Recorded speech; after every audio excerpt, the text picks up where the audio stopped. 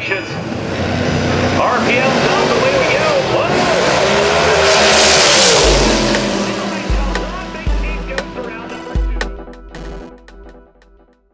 We started out by putting bandit signs out, and got the phone call. I was her stepson lived next door, rented the house next door from the NHRA.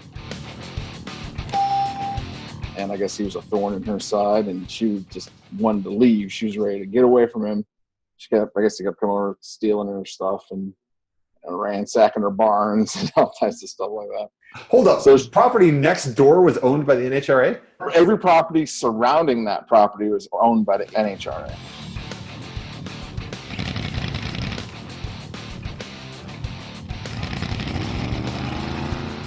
They offered her 75 grand. So we'll give you 75 grand. We won't give you a dime more. Like 2 years ago. And she told them no way. What did you end up getting into the contract with her for? 135. I figured at worst, it's going to be a throwback. At best, I mean, we got this commercial potential. We got, obviously the NHRA is right here. The house was in great shape too. So it could have been a turnkey rental as it was. I was like, well, give her what she wants. We'll see what type of prices we get. If we need to renegotiate, we renegotiate. This property, where the drag strip ends, that's where this property begins. It's the NHRA drag strip and the Lucas Oil Raceway. So there's a racetrack there and the drag strip where the national finals are. So if they wanted to ever extend their runoff or the drag line, they needed this property. It also butted up to their entry. So if they ever wanted a secondary entry point, they needed this property. Wow. So this was the key property, a 5-acre parcel. Yep. Wow. But they $75,000, they wouldn't budge. So you offered her 135. So of course she loved you. Right. So what I did is I called one of my realtors and I was like, I want to put a professional face to this. I don't want to go in and present this to them. And when I know they know that property. They know they've been in contact with that owner. They've had their eye on that property. I know they have. There's no way that they have. So I sent my realtor in, offered it to them. They acted like they didn't want it to begin with. And then they weren't going to pay more than like $100. And then, so then we started calling other corporate interests, with other contacts and people in the area, and had other commercial interests. So we told them, hey, we had commercial interests. And then we expressed that to them, saying, hey, if you want this property and you don't want somebody else to buy it and it's going to be gone forever, this is the price. We told them $250. Was this face-to-face or? Face-to-face. He would go over there, had the realtor just tell them that. He was dealing with all that. Okay. We would pre-discuss what we were doing and where we wanted to be. So he knew going in what to do. So then we find out that NHRA is trying to go behind the back, and seller was, an honest seller, and said, and I probably because she was mad at them too from previous dealings. I told them, yeah, it's sold. You're too late.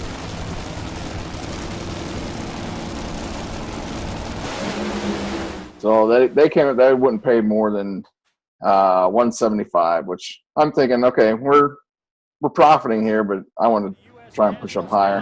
To realize a dream. They got this big plan on the easel of this $3 or $5 million facility that they're building. And then he's telling me, oh, everybody thinks that the NHRA is made of money. $100,000. And we're a nonprofit organization. And we told them no. We're like, we're not going to do 175. We're at, we're in the twos. We might come down to 220. But 174, we're not going to do that. Full well knowing that, okay, we're in the profit. If that was bottom line 175, okay, we'd take 175, but we're going to push for more on this. I think my realtor probably met with them, the local manager, probably 6 times before we got to the California group.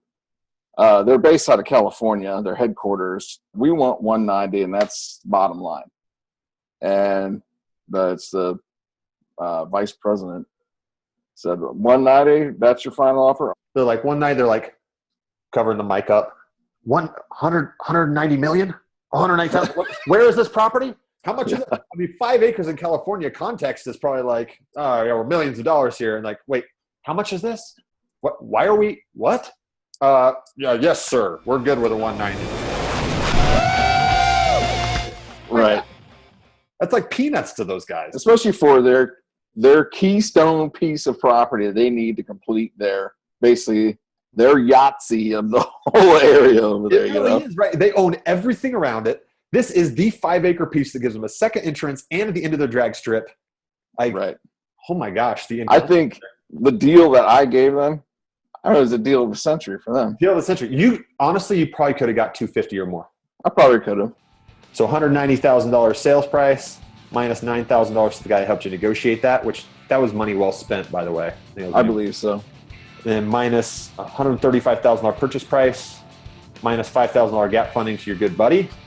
Thank you. I appreciate that. My IRA LLC. So you made 41 by that math, but you said it's not 42, so it was something Somewhere like in there. Reaction time on the rotary side of the racetrack. Level 6 4. Reaction time for Big G. And I spent, basically 14 grand. Gave 14 grand. Other people gave it to you for your money. I gave it to my realtor for representation. And if I didn't, what was I going to come away with? Yeah. Nothing. Yep. And you made $14,000 for the services to make 40. To make 40 to make it happen. Assistance does pay off. The Lucas Oil photo finish cam. But it was your perseverance that got more money out of that.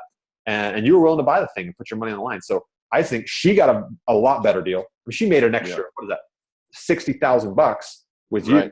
Your agent made some money, I made some money, and you made some money. And NHRA, come on, those guys are going to make money.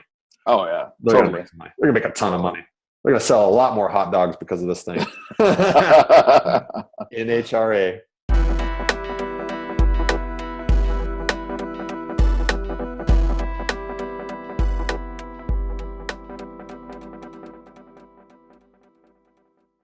You've made hundreds of thousands of dollars as a result of getting started in house flipping formula. My name's Dave Comer. I found house flipping formula 9 months ago. I was like the second class that he opened up for. Since then, it's been enhanced a lot. He's added a bunch of stuff in there, like it's a ton of things. You win to lock yourself in. The earlier in the season you get a win, the earlier you are ready to race for the $100,000. But people are still skeptical. They're still like, well, sure. These guys doing the business, they actually get involved in this stuff. And it's like, right. You can lead a horse to water. Can't make him drink. What is he asking for right now? 45? No, man, $2,000. Oh, $2,000. That's a no-brainer. We've talked for years about raising the price, but ultimately he's too nice of a guy. He's just like, you know what? I want it to be just so affordable. I figured $4,500 is still cheap. I mean, heck, that's one wholesale fee, and that's on the small side. It's great to have network. It's great to have friends. That's for sure. Yeah. Well, I can say the same thing on the other side. It's great to have good friends and good people. And yeah, you're one of the good guys. You're definitely one of the good guys. So I appreciate it. It's been great. I mean, feeling is mutual for sure. I've been glad to meet you and work with you.